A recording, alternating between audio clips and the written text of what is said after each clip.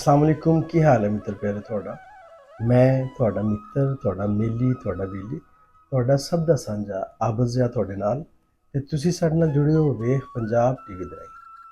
ਮਿੱਤਰ ਪਿਆਰਿਓ, ਪ੍ਰੋਗਰਾਮ ਕੀ ਜਾਣਾ ਮੈਂ ਕੌਣ ਲੈ ਕੇ ਹਾਜ਼ਰ ਹਾਂ ਤੇ ਅੱਜ ਦੇ ਪ੍ਰੋਗਰਾਮ ਦੇ ਵਿੱਚ ਅਸੀਂ ਗੱਲ ਕਰਾਂਗੇ ਰਿਸ਼ਤੇ ਨਿਭਾਉਣ ਦੀ।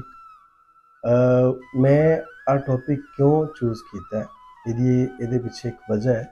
ਮੈਂ ਫੀਲ ਕਰਨਾ, ਮੈਨੂੰ ਮਹਿਸੂਸ ਹੁੰਦੀਆਂ ਨੇ ਚੀਜ਼ਾਂ ਕਿ ਅੱਜ ਕੱਲ੍ਹ ਰਿਸ਼ਤੇ ਨਿਭਾਉਣ ਦਾ ਜਿਵੇਂ ਨਾ ਰਿਵਾਜ ਹੀ ਨਹੀਂ ਹੈ। ਰਿਸ਼ਤੇ ਨਿਭਾਉਣੇ ਛੱਡ ਦਿੱਤੇ ਲੋਕਾਂ ਨੇ। ਸਾਡਾ ਮੁਆਸ਼ਰਾ ਜਿਹੜਾ ਹੈ, ਸ਼ਾਇਦ ਇਹਦੇ ਵਿੱਚ ਇੰਨੀ ਖਰਾਬੀ ਹੀ ਇਸ ਵਾਸਤੇ ਹੈ, ਅਸੀਂ ਕਿਸੇ ਦੀ ਗੱਲ ਨਹੀਂ ਸਹਾਰਦੇ, ਅਸੀਂ ਰਿਸ਼ਤੇ ਨਿਭਾਉਣਾ ਨਹੀਂ ਜਾਣਦੇ। ਜਿਵੇਂ ਸਾਡੇ ਬਾਪ ਦਾਦਾ, ਇਹ ਜਿਵੇਂ ਸਾਡੇ ਵਡਕੇ ਰਿਸ਼ਤਿਆਂ ਨੂੰ ਨਿਭਾਉਂਦੇ ਸਨ, ਉਹ ਤਾਂ ਕਿਸੇ ਹੋਰ ਦੇ ਨਾਲ ਜਿਹੜਾ ਖੂਨ ਦਾ ਰਿਸ਼ਤਾ ਨਹੀਂ ਸੀ ਹੁੰਦਾ, ਕਿਸੇ ਹੋਰ ਦੇ ਨਾਲ ਜੇ ਪੱਗ ਵੀ ਵਟਾ ਲੈਂਦੇ ਸੀ ਜਾਂ ਮਾਵਾਂ ਚੁੰਨੀਆਂ ਨਾਲ ਚੁੰਨੀਆਂ ਵਟਾ ਲੈਂਦੀਆਂ ਸੀ ਤੇ ਉਹ ਸਕੀਆਂ ਭੈਣਾਂ ਤਰ੍ਹਾਂ ਜਾਂ ਸਕੇ ਭਰਾਵਾਂ ਤਰ੍ਹਾਂ ਇੱਕ ਦੂਜੇ ਦੇ ਨਾਲ ਰਹਿੰਦੇ ਸੀ। ਉਹ ਇੱਕ ਦੂਜੇ ਦੇ ਦੁੱਖ ਸੁੱਖ ਦੇ ਸਾਂਝੇ ਹੁੰਦੇ ਸੀ, ਇੱਕ ਦੂਜਿਆਂ ਦੀ ਇੱਜ਼ਤਾਂ ਦੇ ਰਾਖੇ ਹੁੰਦੇ ਸੀ। ਤੇ ਹੁਣ ਜਿਹੜੇ ਨੇ ਮਾਮਲਾਤ ਬਹੁਤ ਡੇਂਜਰਸ ਹੋ ਗਏ ਨੇ। ਹੁਣ ਮਾਮਲਾਤ ਬਹੁਤ ਹੱਥੋਂ ਜਿਵੇਂ ਨਾ ਨਿਕਲ ਗਏ ਨੇ।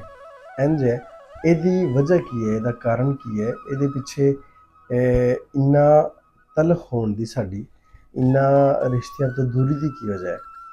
ਉਹ ਮੇਰੀ ਸਮਝ ਜੋ ਹੈ ਉਹ ਹੈ ਕਿ ਸ਼ਾਇਦ ਅਸੀਂ ਮਾਦੀਅਤ ਪਸੰਦ ਹੋ ਗਏ ਹਾਂ, ਅਸੀਂ ਮਟੀਰੀਅਲਿਸਟਿਕ ਹੋ ਗਏ ਹਾਂ, ਅਸੀਂ ਪੈਸੇ ਦੇ ਪਿੱਛੇ ਦੌੜ ਲੱਗ ਗਈ ਹੈ ਸਾਡੀ। ਸਾਨੂੰ ਉਹ ਚੀਜ਼ਾਂ ਜ਼ਿਆਦਾ ਅਟਰੈਕਟ ਕਰਦੀਆਂ ਨੇ ਜਾਂ ਉਹ ਲੋਕ ਜ਼ਿਆਦਾ ਅਟਰੈਕਟ ਕਰਦੇ ਨੇ ਜਿੱਥੋਂ ਸਾਨੂੰ ਕੋਈ ਨਫਾ ਹੋਣਾ ਹੁੰਦਾ ਹੈ, ਜਿੱਥੋਂ ਸਾਨੂੰ ਕੋਈ ਫਾਇਦਾ ਹੋਣਾ ਹੁੰਦਾ ਹੈ, ਜਿਹਦੇ ਨਾਲ ਸਾਡਾ ਕੋਈ ਬਿਜ਼ਨਸ ਜੁੜਿਆ ਹੋਵੇ।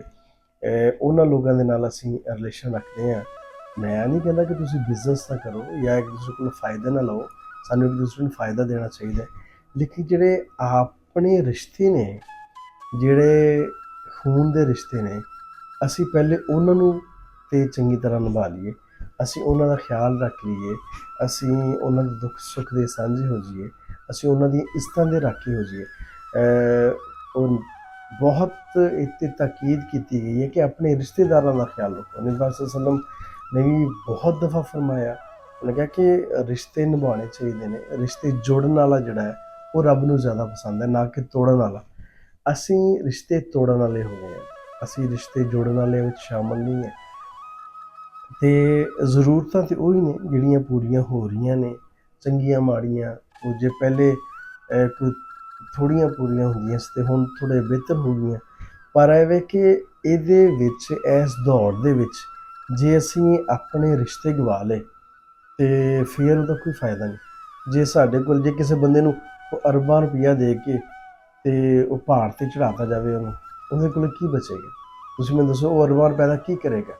ਜੇ ਉਹਨੇ ਆਪਦੇ ਰਿਸ਼ਤੇ ਨਾ ਸਾਂਭੇ, ਜੇ ਉਹਨੇ ਆਪਦੇ ਜੀਆਂ ਨੂੰ ਨਾ ਸੰਭਾਲਿਆ, ਜੇ ਉਹਨੇ ਆਪਣੇ ਰਿਲੇਸ਼ਨ ਕਾਇਮ ਨਾ ਰੱਖੇ, ਜੇ ਉਹਨੇ ਆਪਣੇ ਰਿਸ਼ਤੇਦਾਰ ਨਾਰਾਜ਼ ਕਰ ਲਏ, ਤੇ ਫਿਰ ਉਹਨਾਂ ਪੈਸਿਆਂ ਦਾ ਕੀ ਫਾਇਦਾ? ਉਹ ਚੌਧਰ ਕਿਸ ਕੰਮ ਦੀ?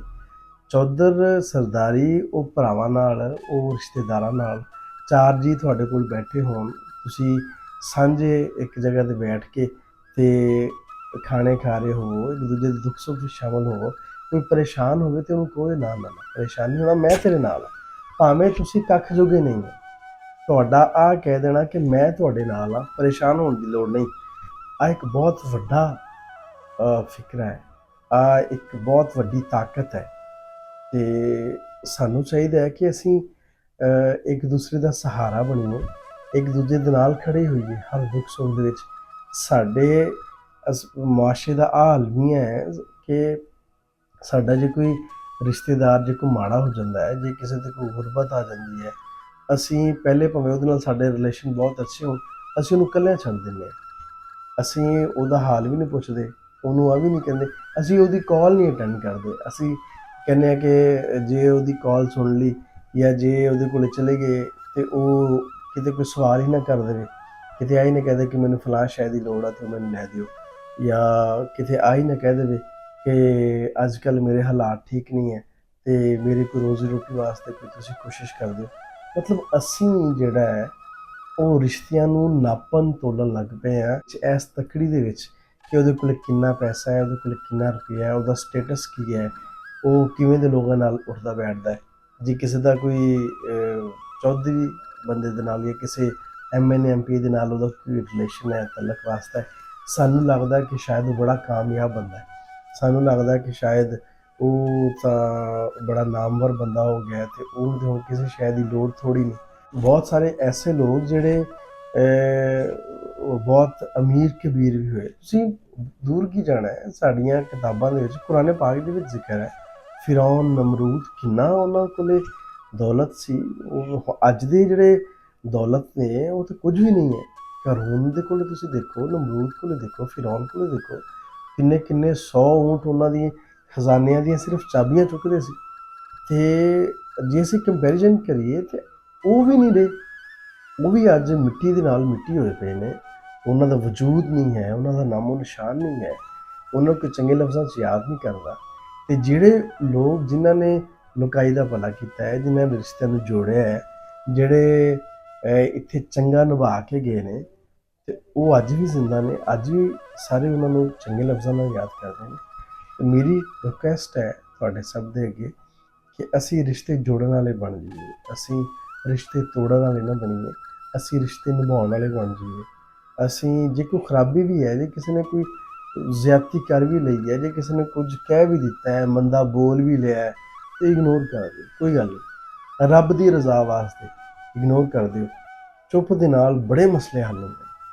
ਅਤੇ ਜੇ ਤੁਹਾਨੂੰ ਕੋਈ ਵਾਧਾ ਘਾਟਾ ਕਹਿ ਦਿੰਦਾ ਹੈ, ਕੋਈ ਮਾੜਾ ਚੰਗਾ ਕਹਿ ਦਿੰਦਾ, ਅਤੇ ਖਾਮੋਸ਼ੀ ਇਖਤਿਆਰ ਕਰ ਲਓ ਜੇ ਰਿਸ਼ਤੇ ਬਚਾਉਣੇ ਨੇ। ਨਹੀਂ ਤੇ ਆਉਣ ਵਾਲੇ ਕੁਝ ਸਾਲਾਂ ਤੋਂ ਬਾਅਦ ਨਾ ਯਕੀਨ ਕਰੋ ਇਕੱਲੇ ਇਕੱਲੇ ਰਹਿ ਜਾਣਗੇ। ਉਹ ਕਹਿੰਦੇ ਨੇ ਨਾ ਕਿ ਇਕੱਲਾ ਤੇ ਰੁੱਖ ਵੀ ਨਹੀਂ ਹੋਣਾ ਚਾਹੀਦਾ, ਉਹ ਵੀ ਸੁੱਕ ਜਾਂਦਾ ਹੈ। ਅਤੇ ਅਸੀਂ ਤਾਂ ਫਿਰ ਇਨਸਾਨ ਹਾਂ। ਜੇ ਹਰਾ ਭਰਾ ਰਹਿਣਾ ਹੈ, ਜੇ ਚਾਹੁੰਦੇ ਹੋ ਕਿ ਅਸੀਂ ਪੁੰਗਰਦੇ ਰਹੀਏ, ਜੇ ਸਾਡੀਆਂ ਸ਼ਾਖਾਂ ਨਿਕਲਦੀਆਂ ਰਹਿਣ, ਜੇ ਅਸੀਂ ਸਾਇਆਦਾਰ ਵੱਡੇ ਦਰਖਤ ਬਣ ਜਾਈਏ, ਅਤੇ ਫਿਰ ਸਾਨੂੰ ਰਿਸ਼ਤੇਦਾਰਾਂ ਦੀਆਂ ਨਿੱਕੀਆਂ ਨਿੱਕੀਆਂ ਗਲਤੀਆਂ ਨੂੰ, ਉਹਨਾਂ ਦੀਆਂ ਗੱਲਾਂ ਨੂੰ, ਤਲਖ ਗੱਲਾਂ ਨੂੰ ਇਗਨੋਰ ਕਰਨਾ ਪੈਣਾ। ਫਿਰ ਸਾਨੂੰ ਵੱਡਾ ਹੋਣਾ ਪੈਣਾ। ਵੱਡਾ ਉਹ ਨਹੀਂ ਹੁੰਦਾ ਜਿਹੜਾ ਉਮਰ 'ਚ ਵੱਡਾ ਹੈ, ਵੱਡਾ ਉਹ ਹੁੰਦਾ ਜਿਹੜਾ ਆਪਦੇ ਕਿਰਦਾਰ 'ਚ ਵੱਡਾ ਹੈ, ਜਿਹੜਾ ਗੱਲਬਾਤ 'ਚ ਵੱਡਾ ਹੈ, ਜਿਹਦਾ ਦਿਲ ਵੱਡਾ ਹੈ, ਜਿਹੜਾ ਮਾਫ਼ ਕਰਨ ਲੱਗਿਆ ਸੋਚਦਾ ਨਹੀਂ। ਇਸ ਗੱਲ 'ਤੇ ਗੌਰ ਜ਼ਰੂਰ ਕਰਿਆ ਜੀ। ਉਮੀਦ ਹੈ ਤੁਹਾਨੂੰ ਅੱਜ ਦੀ ਵੀਡੀਓ ਵਧੀਆ ਲੱਗੀ ਹੋਏਗੀ। ਇਹਦੇ ਨਾਲ ਹੀ ਮੈਨੂੰ ਦਿਓ ਇਜਾਜ਼ਤ। ਆਪਣਾ ਅਤੇ ਆਪਣੇ ਆਲੇ ਦੁਆਲੇ ਦਾ ਰੱਖਿਆ ਜੀ ਢੇਰ ਸਾਰਾ ਖਿਆਲ। ਮੇਰਾ ਪਿਆਰ, ਮੇਰੀਆਂ ਮੁਹੱਬਤਾਂ ਤੁਹਾਡੇ ਸਾਰਿਆਂ ਦੇ ਨਾਲ। ਜਿਉਂਦੇ ਵਸੋ ਤੇ ਖਿੜ ਖਿੜ ਹੱਸੋ। ਰੱਬ ਰੱਖਾ।